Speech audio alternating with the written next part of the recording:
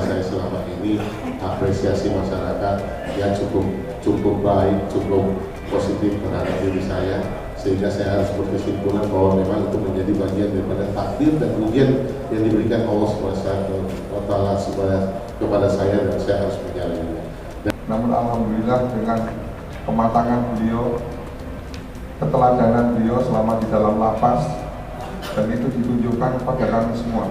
Memang saya akui saya berdinas sudah 32 tahun, mulai dari Aceh tahun 87 sampai hari ini.